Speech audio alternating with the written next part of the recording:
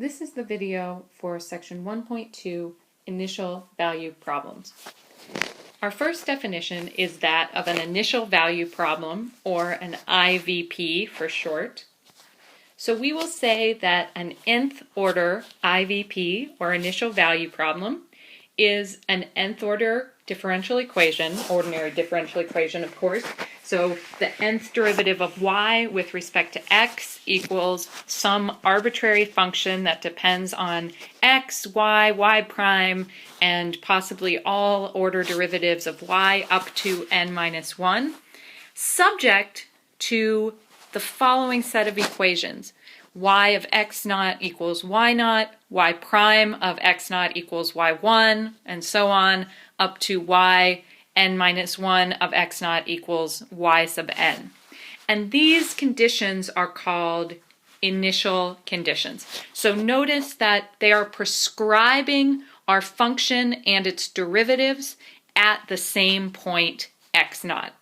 So a differential equation together with initial conditions is called an initial value problem.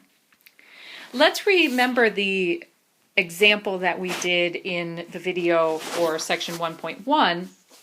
We saw that the function p of t equals c e to the t over 1 plus c e to the t solves the Verhulst equation dp dt equals p times 1 minus p. So what we would like to do now is we would like to find the solution of the initial value problem with this differential equation, and first the initial condition that p of 0 equals 1/2, and then second, let's do it where p of 0 equals 3.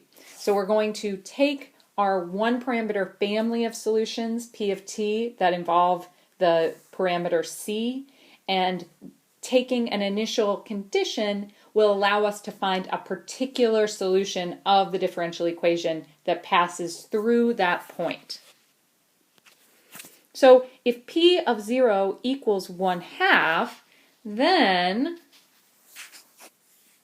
we can write what that means. That means p of 0 is c times e to the 0 over 1 plus c e to the 0. Of course, that's c over 1 plus c, which is 1/2. And we solve that equation for c, getting c equals 1. And if we graph that function, we know what that looks like. There's a horizontal asymptote at 1 and at 0. And of course, this curve passes through the point 0, 1/2, because that's the initial condition that we were given. So it better happen that way. So this function, notice, is a solution to the differential equation for all t values. So from negative infinity to positive infinity, this function is a solution. Now let's consider the second case, that p of 0 equals 3.